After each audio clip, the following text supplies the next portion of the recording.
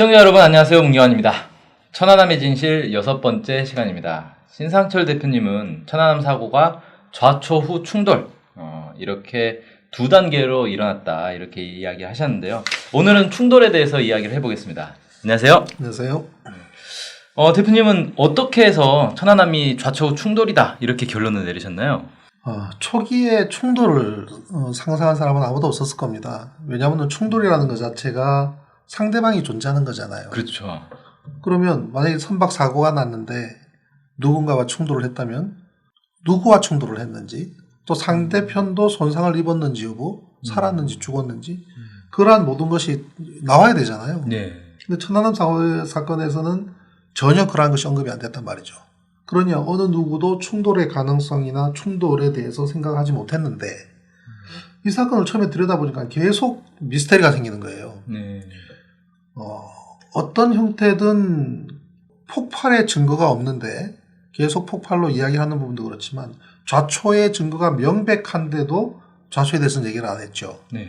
그래서 처음에 이제 좌초라는 부분을 확신을 가지고 좌초가 최초 사고였다라는 것을 이제 밝히고 난 다음에 그럼 과연 좌초로 배가 이렇게 반토막 나느냐 이 문제예요. 그래서 해당 지역을 보니까 전혀 그런 것이 없더란 말이죠. 좌초로 반파될 수 있는 해저 지형이 전혀 아니에요. 그리고 그 인근에 거대한 암초가 있는 것도 아니고 그렇기 때문에 그러면 뭐가 배를 반토막을 내느냐 피로 파괴 여러 가지 이야기가 있었습니다만은 군함은 굉장히 좀 튼튼한 구조물이에요. 특히 이제 상선 같은 경우에 특히나 광탄선이라든지 석탄을 싣거나 이런 큰 광물을 싣거나 철광석을 싣거나 이러한 선박들은 선창들이 펑텅 비어 있기 때문에 열심히 이제 항해 중에 뭐 큰 파도를 만나거나 또 좌초를 하더라도 이 어떤 물리적인 그런 변형으로 인해서 반토막 나는 경우는 있지만 특히 군함처럼 화물선이 아닌 군함처럼 촘촘하게 모든 이제 내부가 다 차 있고 그다음에 전투 목적으로 이렇게 군함이기 때문에 상당히 강도가 세단 말이죠. 그래서 군함이 반토막이 났다. 이거는 분명히 그만큼의 어떤 물리적인 힘이 존재해야만 가능한 일인데 좌초 가지고는 절대로 반판할 수 없다. 그럼 뭘까? 근데 폭발을 얘기한단 말이죠. 그럼 국방부가 주장하는 폭발이 과연 사실인가 들여다보니 폭발의 흔적은 존재하지도 않는단 말이죠. 그래서 그렇다면은 무언가 충돌을 했을 가능성에 대해서 열어두고 스타디를 한 거죠. 그래서 찾아보니 하나 둘씩 충돌의 증거가 나왔고요. 그래서 이제 이후에 이제 충돌 부분이 굉장히 심도 있게 들여다보게 됐는데 초기에는 좌초라는 부분에 집중하고 사실 1심 재판에서 국방부는 폭발은 전혀 없다라는 부분의 논리를 부수는데 상당히 많은 노력이 들어갔고요. 그 다음에 이 천안함이 좌초를 했다라는 부분을 부각시키고 또 그에 대한 저의 주장을 설명하고 또 관련된 증인들 출석하고 이런 부분이 1심 재판 거의 다 폭발이냐 아니냐 좌초냐 아니냐 여기에 집중된 게 있습니다. 그러다 보니 충돌이라는 부분은 정작 제가 주장은 했지만 이것에 대해서 재판 과정에서 심도 있게 논의된 것은 항소심 들어와서입니다. 그렇다 보니 이제 그 좌초 후 충돌이라는 부분에서 국민들께서도 잘 모르시는 부분도 분명히 존재를 하고요. 그리고 이제 또 이런 부분이 있습니다. 아니 이 거대한 배가 좌초 하나만 하더라도 보통 일이 아닌데 충돌까지 했다. 그에 대해서 난감해하는 분들이 분명히 있습니다. 이게 좌초 하나만 아니라 좌초 후 충돌이란 말이냐. 그런데 우리가 이제 육상에서는 그런 일이 흔히 있어요. 예를 들면 초보 운전인 경우에 차를 몰고 가다가 초보 운전이다 보니까 벽에다 쓱 긁거나 다른 차를 이렇게 부딪힌단 말이죠. 그러면 겁이 나가지고 그냥 뒤로 빼가지고 뒤로 빠져나오다가 뒤로 지나가는 차와 1톤 트럭에 탁 부딪히는 경우. 이거는 그야말로 좌초와 충돌인 경우와 유사한 경우인데 선박에서도 과연 그러한 일이 쉽게 일어나느냐라는 부분에서 많은 부분들에서 의아하게 생각하는데 천안함 사고 당시에 좌초도 있고 충돌도 있고 천안함이 아니라도 왜냐하면 천안함의 수색을 도와주기 위해서 현장에 갔던 배 중에 금양 98호 있잖아요. 금양 98호가 천안함 수색 그다음 천안함 부유물 또는 유실물 수색을 도와주기 위해서 쌍끌이 여선들이 열척이 투입되는데 그때 도와주러 갔다가 어떤 성과는 못 거두고 이 그물이 다 찢어져 가지고 철수하던 중에 캄보디아 화물선과 충돌합니다. 네. 그게 천안함 사고 초창기 4월 초일이에요. 네, 그래서 캄보디아 화물선과 충돌을 해서 침몰해서 전원 다 사망했지 않습니까? 네, 그렇죠. 그러니까 천안함 사고 그 당시에도 충돌 사고가 그 해역에서 발생합니다. 좌초와 충돌이라는 것이 선박 사고에 있어서 그렇게 어려운 것은 아니다. 네, 아주 희귀한 일은 아닌 그렇죠. 거다. 그런데 천안함은 불행하게도 좌초와 충돌이 연이어서 발생한 것이고 네. 거기에는 인과관계가 있습니다. 좌초를 한 상태에서 무리하게 뺐기 때문에 네. 기동에 제한을 받죠. 네. 기동에 제약을 받는 선박은 그 자체로서 장애물이에요. 정상 항해를 못하니까. 네. 항로 한가운데 장애물이 깜깜한 밤에 떠 있으면 지나가는 다른 선박한테는 거대한 장애물이고 충돌을 야기시키는 장애물이 됐던 거죠. 네, 그래서 오늘부터 이제 이 충돌의 증거들에 대해서 하나씩 좀 살펴볼 텐데요. 오늘은 좀 주로 이 재산부표 얘기를 많이 해야 될 것 같아요. 재산부표는 그때 당시에도 상당히 좀 화제를 많이 모았던 건데 2010년 3월 30일 오후에 백령도 인근 해역에서 잠수 임무를 수행하던 그 UDT 베테랑이죠. 한주호 준이가 사망하는 사고가 발생했습니다. 그래서 한주호 준이의 죽음과 관련해서 재산부표 얘기가 이제 나왔는데 왜 엉뚱한 곳에서 임무를 수행했느냐 뭐 이런 얘기도 나왔었고요. 거기가 바로 재산부표인데 도대체 재산부표는 뭐가 있었길래 거기에 부표가 떠 있었던 거냐? 자, 일단 재산부표 얘기가 어떻게 해서 나오게 된 건가요? 사실 천안함 충돌에 대한 이야기가 없으면 재산부표 이야기는 설명이 되질 않습니다. 조금 더 부연 설명을 드리면 천안함 사고 전체에서 최초 사고는 좌초지만 좌초가 차지하는 비중은 불과 20-30%밖에 안 됩니다. 네. 나머지 70-80%가 충돌, 무엇과의 충돌이냐? 잠수함과의 충돌이다. 이 부분이 천안함 사건 전체에서 70-80%를 차지해요. 그 뒷부분을 빼놓고 앞에만 가지고는 천안함 설명을 할 수 없는 거죠.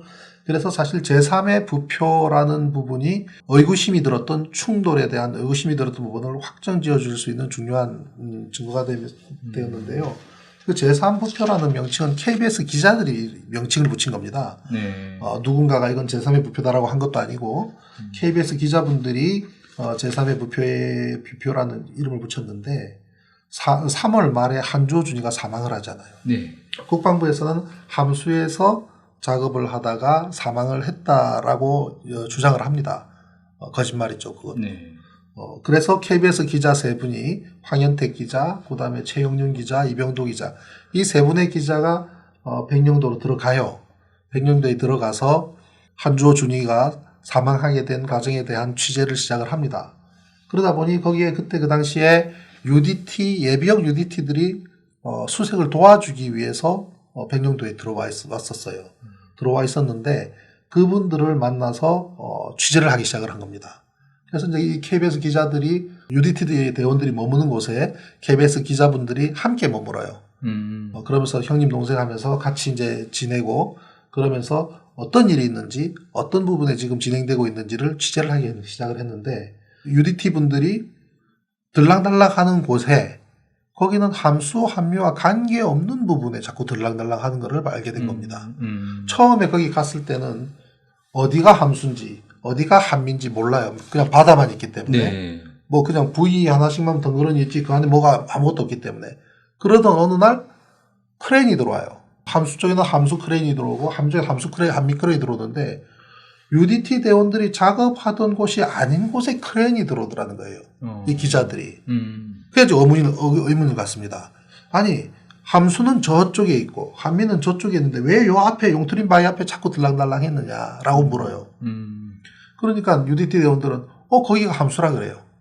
예. 그 알고 봤더니 누가 함수라 그러더니까 한주호 준이가 그 함수라 그랬다는 겁니다.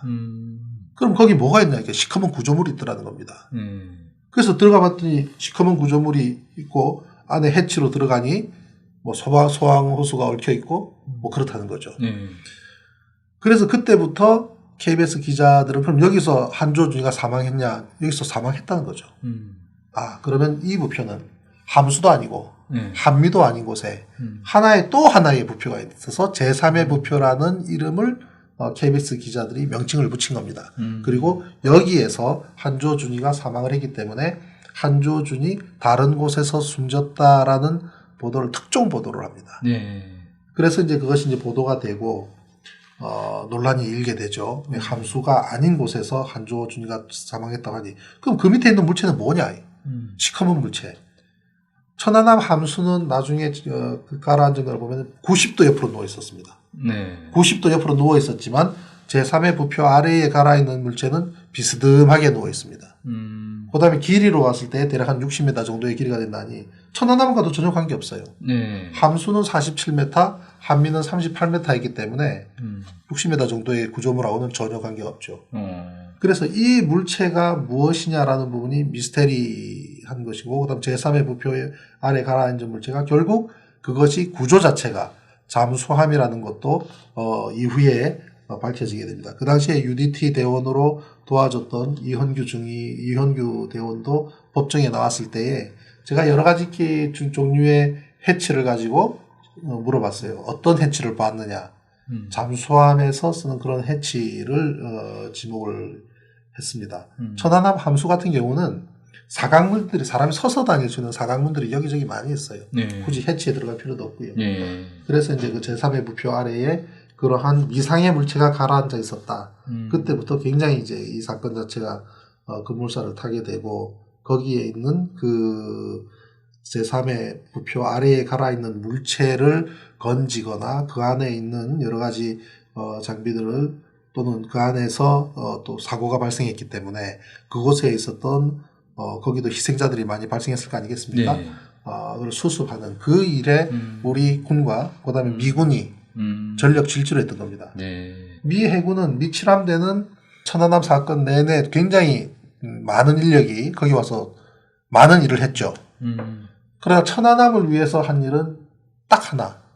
한주호 준이가 사망했을 때 쌀보함에서 산소 탱크에 가게 했던 그거 말고는 천안함과 관련된 일을 한 기록 자체가 거의 없습니다. 네. 그들 나름대로 굉장히 바빴고 엄청난 장비를 들여서 물속에 들어가고 헬기 띄우고 이송하고 무수히 많은 우리 그 사진으로 보면 많죠. 그다음에 또 심지어 미국 대사가 와서 백령도까지 가고 주한미 대사가 또 한미연합 사령관이 또 한주호 준이 가족 만나서 또 봉투도 전달하고 이런 모든 여러 가지 그런 정황들이 그 주변에서 발생했던 거죠.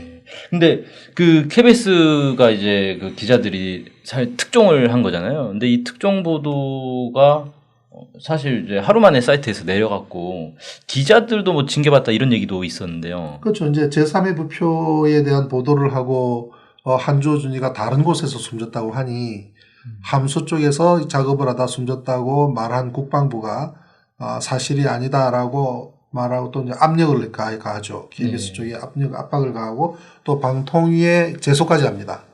그래서 또 이 기자들은 자체 징계를 받아서 결국은 저 지방으로도 가기도 하고 해당 뉴스는 또 사이트에서 내려지기도 하고 근데 그 이후에 그 당시에 징계를 받았던 기자분들이 이 문제에 대해서 강윤기 PD 같은 경우에 이후에 이제 이에 대한 제소를 해서 5년 만에 무죄 판결을 받았습니다. 5년 만에 승소를 했어요. 그 이후로 또 치열한 또 그런 또 싸움이 있었죠. 징계가 풀리고 난 다음에는 국민들 모르잖아요. 처음에 징계했다는 사실 그것에 대해서 KBS가 반론 보도를 했다는 이런 사실들만 기억을 하지 그 이후에 이제 힘들게 싸운 과정은 잘 기억하지 않습니다. 그 이번 재판에도 그러면은 이 당시 특종 보도 기자들이 뭐 증언을 하기도 했습니까? 아니요, 기자분들은 증언을 못했습니다. 왜냐하면 우선 KBS 뭐 정권 바뀐 게 얼마 안 됐잖아요. 그래서 KBS 자체가 또 변하기 시작한 것도 얼마 안 됐고요. 그러니까 그 동안까지는 굉장히 힘들었죠. 다만 이제 그 당시에 그 취재와 관련해서는 여러 차례 이제 그 관련 기자분들한테 증언을 해주십사 요청을 했지만 회사에서 또 허락을 하지 않았어요. KBS에서 허락하지 않았고 다만 이제 황현택 기자께서 그 당시에 취재를 했던 내용, 그다음 뭐 녹취록을 전부 저한테 줘서 제가 이제 그것을 공증을 받아서 재판부에 증거 자료로 제출을 했습니다. 그래서 제3의 부표와 관련된 실제적인 취재 내용과 진술 그리고 녹취록 일체가 재판부에 제출이 되어 있습니다. 네. 예. 오늘 이제 그 재산부표 얘기를 좀 나눠봤는데요. 도대체 이 부표 아래에 뭐가 있었던 거냐, 어떤 작업을 했던 건가, 이 얘기를 좀 더 이렇게 자세히 해야 될 것 같아요. 그래서 시간 관계상 오늘은 여기서 마치고 다음 시간에 이 이야기를 좀 집중적으로 해보겠습니다. 천안함의 진실 6번째 시간 이걸로 마치겠습니다. 감사합니다. 감사합니다.